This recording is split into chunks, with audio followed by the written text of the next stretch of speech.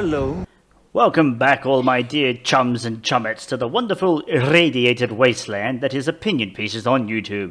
The last time we dipped our toes in the fetid sludge that is modern television, we strung the Obi Wan Kenobi series up by the dangly bits and went to work on it with a tire iron.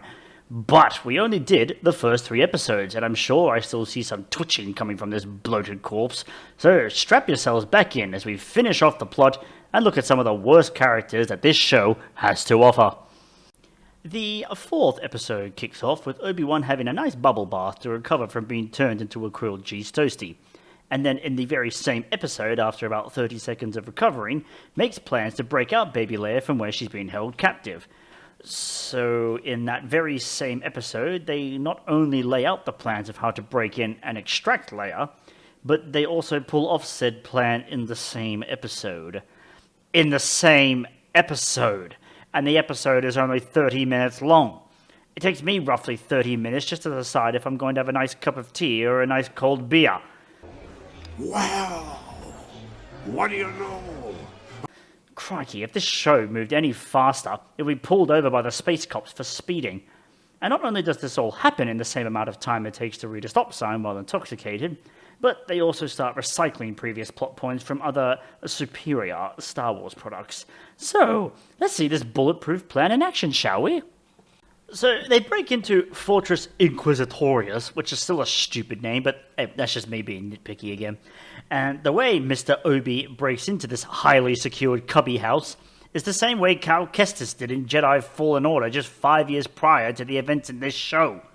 And no one in this stupid fortress thought that this was somewhat of a design flaw?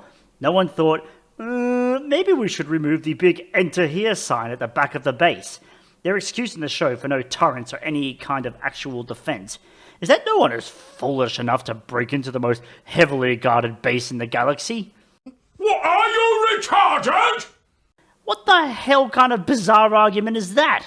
Someone literally did it 5 years ago and basically flooded the entire base because you morons thought it was a clever idea to have a Dr. Evil-style base built underwater and built with glass thinner than my damn patience. And the Empire thinks no one is stupid enough to do it when it's already happened? You know what? Forget the mass genocide, the dictatorial ruling system, and the mass expenditure of resources on pointless things like a big murder ball, death ball in space. The Empire deserved to crumble because everyone in charge is hooked on huffing paint and sticking crayons up their nose. Oh, and the pièce de résistance is the absolutely hilarious way that they actually escape. So, Obi-Wan sneaks his way through the fortress, which apparently has no cameras or anything, just a bunch of probe droids roaming the halls with the occasional trooper that is more easily fooled than the bloody Metal Gear Solid guards. Seriously, my local shopping centre has better security than this moronic establishment. Obi-Wan is able to navigate his way through the labyrinth of twisting hallways, evade, capture, and save Baby Leia before she's tortured by the absolute psychopath that is Riva. Now, remember that Riva was going to torture Baby Leia for information, because this is also important when we dissect the jumbled mess of Riva's character. They then leg it at top speed through the hallways, and just like in Jedi Fallen Order, the window cracks and the entire place floods for the 2nd time in 5 years. Why have they learnt nothing from when Cal turned the place into an underwater theme park? They then reach the hangar and try to commandeer a ship to escape. And the way Obi-Wan hides Leia, it just defies all logic and basically disregards reality entirely. I'll just play the clip and let it speak for itself just to prove how utterly ridiculous this scene is.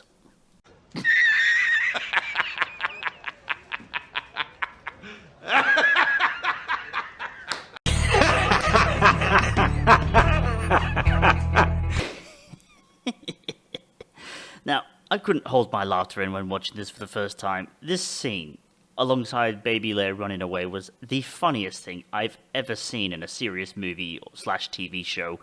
This is like when I was a child. I would stick a pillow down my shirt and pretend to be pregnant or, just fat. And yet, they walk past all the troopers and officers, and they only get caught at the last second by Riva, who hits them with this absolute zinger of a line. This was never who I was. Then you die. You're alive. Too bad you will die. Wow. Who said history doesn't repeat itself, eh? I'm literally shaking in my boots at that terrifying humdinger of a line. So, because we've gone more than 2 minutes without something exploding, 2 random snow speeders with laughable CGI appear out of nowhere and save Obi-Wan, Baby Leia, and Ilaria Sand because, hey, why the hell not? I mean, there's no turrets because who's stupid enough to break into this impregnable fortress, right? Right? Right? Wrong. But then, tragically, the most beloved Star Wars character dies while trying to save Leia. I am, of course, talking about Wade, the guy we met like 10 minutes ago, but I can already tell he's going to be the next prune face. Rest in peace, Wade. You were too beautiful for this world. So, the episode ends with Riva losing Obi-Wan and Baby Leia again, but apparently this time it was a trick, because she planted a tracker in Baby Leia's robot thing, because, of course, Riva knew Obi-Wan would come for her, even though he got toasted like a hot marshmallow only several hours before this, and by all accounts should be diagnosed with a very severe case of dead. Because Riva didn't actually tell anyone of her genius plan to track them by letting them go, Vader decides to open up a can of whoop-ass on her, and the way he storms down the hallway is awesome, and intimidating, and just very freaking metal.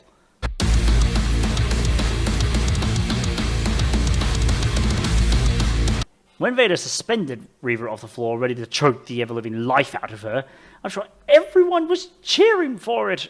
Or at least I was kind of hoping he'd just give her the Patrick Bateman treatment. Hey, Paul! But sadly, no such luck. We can't kill Riva, because the official title for this show is Obi Wan Kenobi, the Riva Wooden Plank Show. Oh, and also, yeah, Wade dies, which was, more impactful than any major plot point in this show.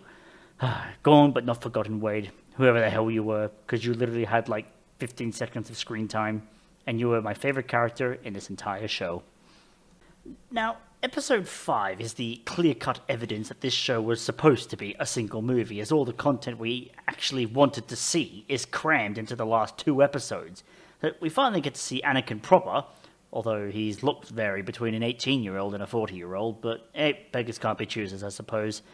That Riva then follows Obi-Wan back to some rebel hideout, even though the rebellion shouldn't exist right now, because it's 10 years before A New Hope, but whatever, we're rewriting history here, so shut up and deal with it. Riva then rocks up with a battalion of stormtroopers, and because of her exemplary work, she's made Grand Inquisitor. Okay, so I guess if I want to get a promotion at work, I should kill my boss, sabotage all my other co-workers' jobs, and that will make me a shoo-in for a serious pay rise, right? Right? Wrong. What you just said is one of the most insanely idiotic things I have ever heard.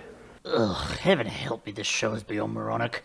So, they besiege the base all while Vader is having flashbacks of happier times to when he wasn't an overcooked slab of meat gristle in a unitard with a cape. The siege between Obi-Wan and Anakin set in the Clone Wars is awesome, and I enjoyed every moment of it. However, it is quite fleeting, as they don't last very long. The not-rebels try to make a break for it, but they can't because the tracker thingy Riva put on Baby Leia's robot chum is sabotaging the base's hangar doors, so Leia has to fix the incredible intricate wiring and cables. This girl is 10 years old, right? How can you expect her to fix the broken mechanics that most adults with a full uni degree would get stumped on? Is she expected to do it with the power of friendship and determination? I mean, this isn't Yu-Gi-Oh, you stupid show! But while she's off being Fix-It Felix, the troopers are breaking through the outer doors and start blasting their way through the not-rebel soldiers, and basically misses everyone even though they're point-blank range. Now, for a quick comparison, you know how in A New Hope the troopers are always missing them when shooting at them, right? Well, it actually made sense that the stormtroopers kept missing because they wanted them to escape, because they put the tracker beacon on the ship, so they could track them and follow them to the rebels' base and blow them up. Are they away? They've just made the jump into hyperspace. You're sure the homing beacon is secure aboard their ship? I'm taking an awful risk, Vader. This had better work. Then, when the actual space battle begins, the Empire basically wipes out all of the rebel fighters till Luke, Han, and like one other dude survives. So, what's your excuse here? You got another fabulous plan to let them escape and find even more not rebels? You know what? I blame you for this Return of the Jedi. You're the one that turned the Empire into a Fisher-Price knockoff version of the Galactic Empire. So, More pew-pews and loud flashing kablams happen, and baby Leia is able to fix her droid chum, and then fix the hangar doors so the rebels can escape. All the while, Obi Wan finds out that Riva was a youngling during Order 66, and Anakin stabbed her when she was a kid, and survived.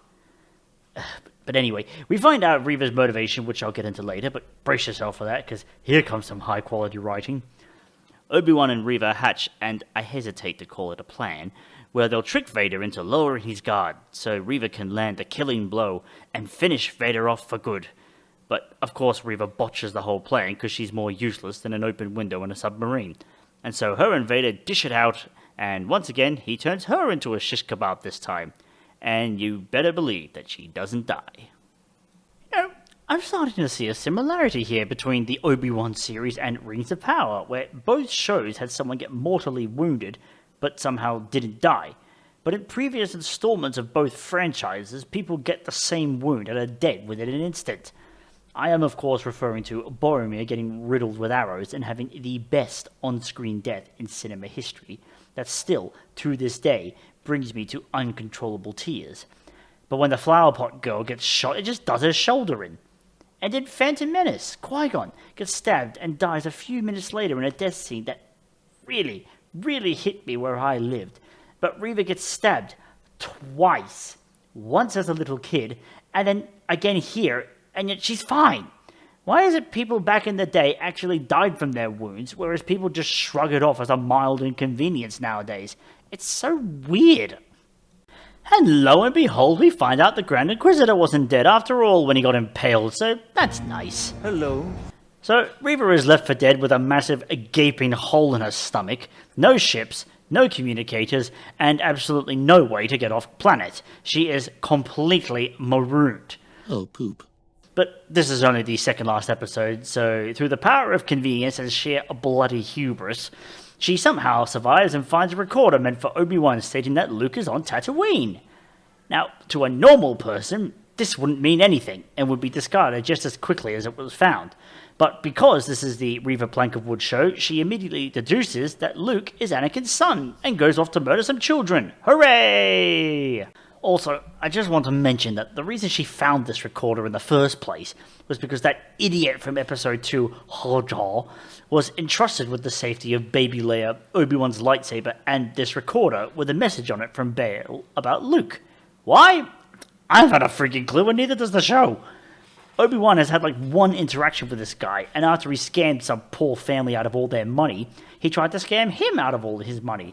And so now Obi-Wan says he's the most trustworthy dude out of all the not rebels. He has more sense of trusting Ice Cube with this stuff than Mr. Street-level con artist guy. And so of course Riva found the recorder because he dropped it while running away. Oops, butterfingers. So yeah, more examples of the plot happening not because the characters make the plot happen, but because we're all on a conveyor belt just waiting for the plot to tell us what to do. Well, it's not gonna work on me, because I lost the plot years ago. Whee! So, the final episode, the epic season finale of this rip-roar of a show. By this point, I was just waiting to see what bizarre and ludicrous thing would happen next. Kind of like watching a drunk person on the street to see what crazy shenanigans they do next. I felt like Alice tumbling down the rabbit hole to a world where logic didn't exist, and the laws of common sense were more of a vague suggestion rather than adhere to rules. So, the episode kicks off with Riva arriving back on Tatooine. Yay, more Tatooine, and yay, more Riva. This show really is the triple buttock sandwich of blandness, frustration, and outright crap. Also, don't ask me how she got here, because not in my deepest fever dream could I come up with an answer that didn't involve me drawing a Venn diagram with strings stretching from one end of my room to the next. Or maybe getting stabbed is like getting the flu. The more you get stabbed, the more immune you are to it. Hey, it's the best I got, alright? Just accept the fact that she didn't die from being stabbed for the second freaking time in the show, and because she didn't have a ship, she can also survive in space and travel at light speed? So I'm going to call her Captain Marvel, which is a double insult in of itself. Captain Riva Marvel beats up the locals and says she's looking for a farmer named Owen. How she knows he's a farmer, I don't know. And how there's no one else on this planet called Owen, I also don't know. But hey, don't let logic get in the way of this roller coaster of a show. We need that plot to keep moving. Come on. At that exact moment, Vader is pursuing Mr. Wan and his gang of misfits in their respective ships, and we get flashbacks to The Last Jedi, which I'm sure drove most people up the wall. Obi-Wan decides he can draw Vader off by facing him on some conveniently placed planet, so he leaves and once again leaves Baby Leia in the care of Captain Inept and his band of merry flatfoots, and faces Vader in the second showdown of the century. This showdown of the century consisting of super dark sound stages, incredibly bright and blinding lightsabers, and more shaking cam than a meth head going through withdrawal. The fight itself is okay, I guess. Nothing special, but because we rushed to get to this point at the speed of light, Vader facing down Obi-Wan again has all the emotional impact of losing your favorite tissue collection. And just to prove they're not done with ripping off other superior Star Wars products, they pinched the bit from Star Wars Rebels where Ahsoka, Anakin's former Padawan, faces down Vader and slashes Vader's face with her lightsaber and reveals Anakin's face underneath the mask. Now, even though it was a big rip-off, I still kind of liked the scene. I thought it worked especially well how they were able to intertwine Vader's voice with Anakin's to have this really haunting, double-layered voice. I thought that was brilliant, and the exchange between Obi-Wan and Anakin is impactful, with Obi-Wan trying to apologize to Anakin for letting him down, and Anakin firmly embracing the dark side and saying that Anakin Skywalker is dead. Hauntingly good. But, and this is a rather big but, this leaves us with a problem. We know Vader doesn't die, so Obi-Wan can't do the logical thing and kill Vader to prevent him from continuing his reign of terror. No, instead he walks off after having a good cry and leaves Vader very much alive to return one day with a vengeance. So now that means that every kill Vader commits in the original trilogy is now directly Obi-Wan's fault, because Obi-Wan didn't kill him. So now he's not only a coward and a moron, but he's also an accomplice to genocide, which is just lovely. Quite frankly, Obi-Wan, mate, this isn't exactly a plus in your favour. Although, if Vader died, we wouldn't get that kick-ass hallway scene in Rogue One.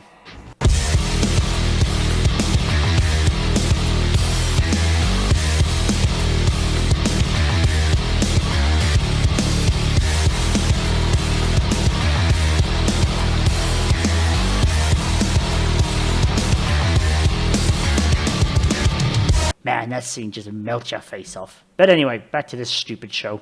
On the other side of the galaxy, the adventures of Plank of Wood Captain Riva Marvel is off to a flying start as she attempts to continue her torture/murder of little children.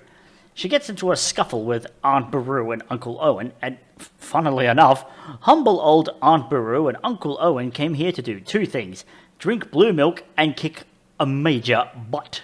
And they're all out of blue milk. They put up a somewhat decent fight for two scrappy farmers, although really it shouldn't be a fight at all because Riva has more holes in her than a Swiss cheese. Riva then overpowers Beru and Owen and then chases Luke into the desert for like 10 miles with a hole in her, and as she goes to kill him, we get this really forced emotional moment of where she sees herself in Luke's place and she has flashbacks to the Jedi Purge and her getting shanked by Vader, so ultimately she can't bring herself to kill him. It is the most hilariously forced moment, and I'm sure it had most people rolling their eyes. Now, I'm sure you're wondering, where is Obi-Wan during all this? Well, thankfully, Obi-Wan gets back just in time to tell Riva that she's a good person because she didn't kill an innocent 10-year-old.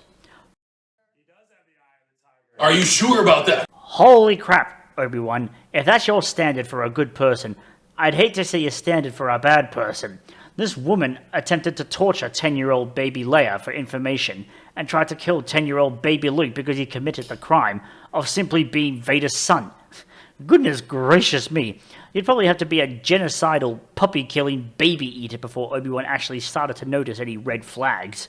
So Riva goes off somewhere, so you just know that she's going to be back in the future to ruin someone else's story, because she sure as hell ruined Obi-Wan's story. The episode finishes with Obi-Wan catching up with his old master Qui-Gon Jinn, who was a ghost. And instead of Obi-Wan saying, Master, dude, where the hell have you been this whole time? I could have used your help like 10 times throughout this series, and quite recently actually, when Vader was kicking my ass. They just smile at each other, and they walk off to go get a Jawa drunk or something, I don't know. It's the most unearned ending, and while it was nice to see Liam Neeson as Qui-Gon Jinn again, because his death in Phantom Menace still makes me cry, only seeing him for a sneeze and you miss it moment was, to me, the final middle finger from this show. Now that's the plot done and dusted, and because I sped through it like a man reading an instruction manual to a DIY baby cot, I can now talk to you about the characters and the massive, massive problems with them. Before I do, however, just remember the whole reason why I decided to make this angry little review in the first place. It was because this is a big instruction manual on how not to make a television show, and how not to write characters, especially with a beloved character like Obi Wan. And as I've stated many times, Obi Wan is my favourite character of all time.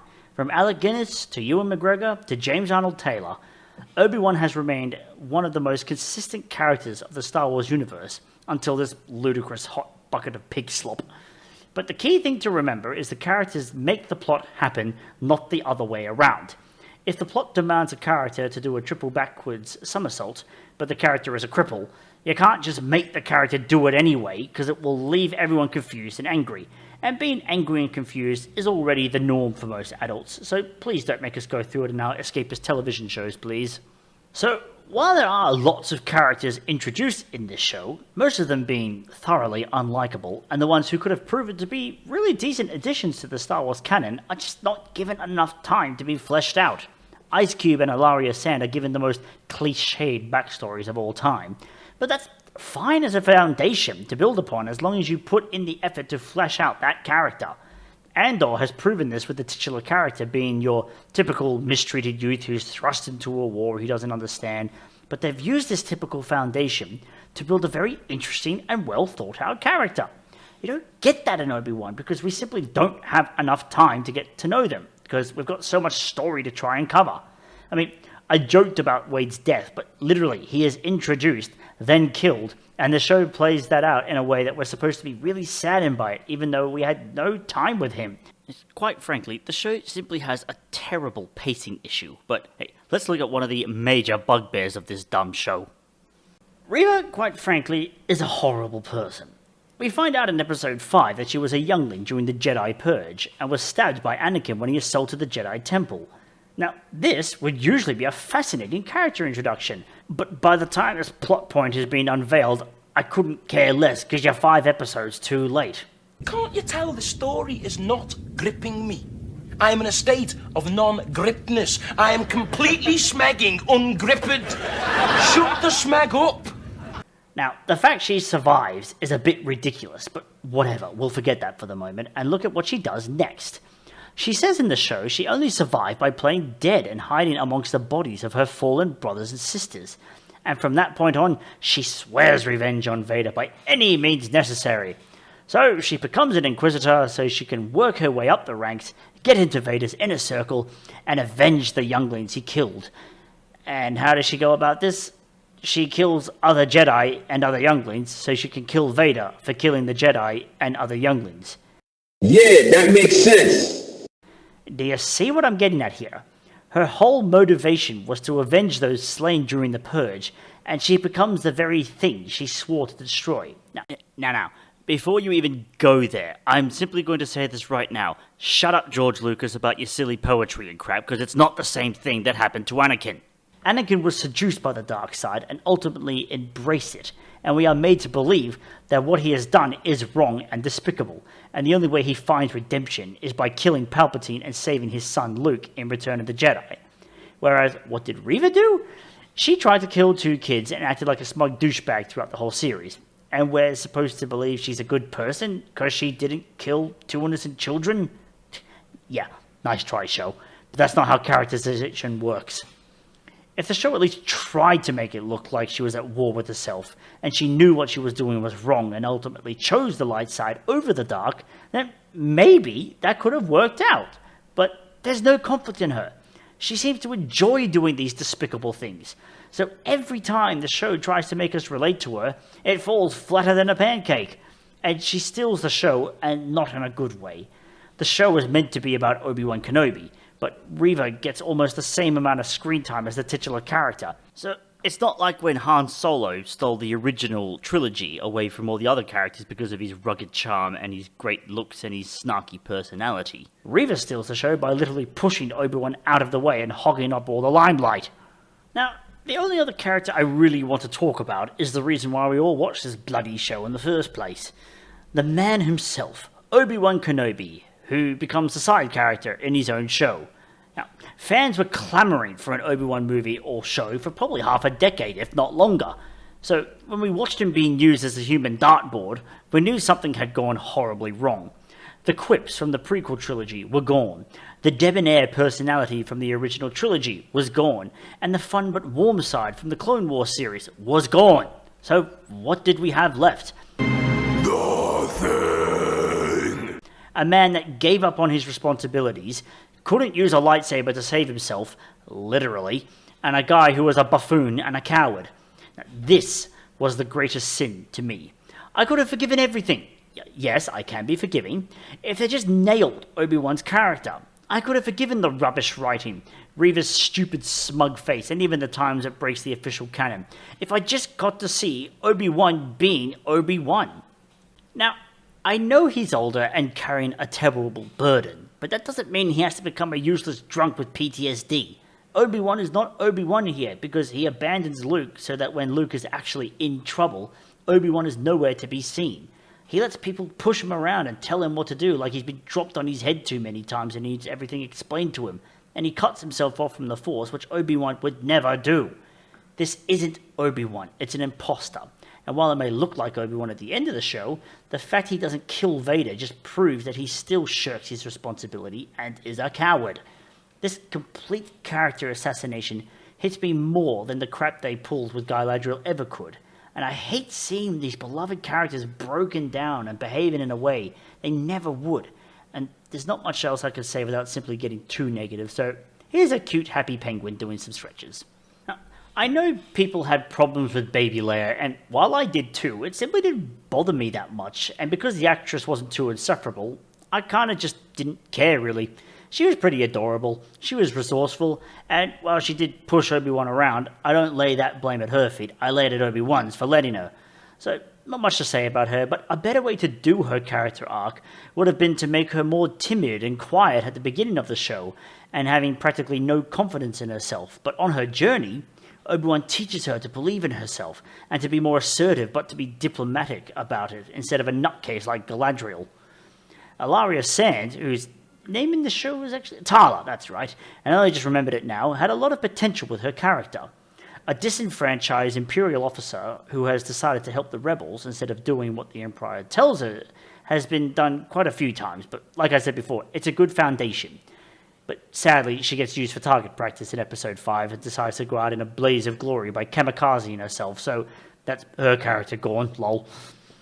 Ice Cube, the soldier who lost all his family to the Empire, is another foundation that has been done before, but a good starting point. But we get roughly 20 minutes with him in the whole show, so maybe he'll show back up in another Star Wars project alongside the MVP Wade. Lastly, there's Vader, who is a total freaking powerhouse, but maybe just a little too much of a powerhouse. The fact he is able to pull an entire ship down, then tear it apart with the Force was a bit ridiculous, because it just makes you think, why does he never show that level of power in the original trilogy? You make characters that strong at your own risk, Disney.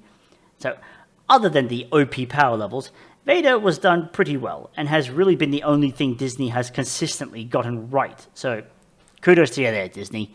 Now, to wrap this bad boy up, I will say that this show isn't the pustule stain on the anus of humanity that I've made it out to be in this review, but Obi-Wan Kenobi was certainly a lackluster show that sorely needed to either be trimmed or expanded to have more time to explore all the ideas the show was trying to juggle.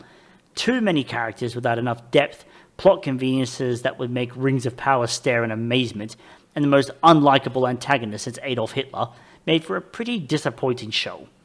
I didn't think Disney could come back from this, and I'm still not convinced they can, but Andor has been a massive step in the right direction, and when the finale comes out for that, I plan to talk about that, so I can go back to not being such an old man with anger management issues.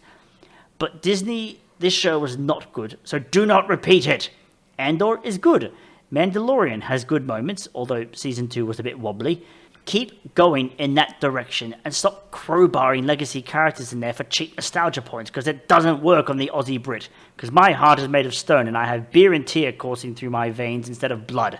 So, learn from this, Disney, or else the internet will descend upon you and make you the laughingstock of the week again. On that happy little note, I bid thee farewell, and of course, may the Force be with you. And I rate this show 4 T's out of 10 beers. Whatever that means.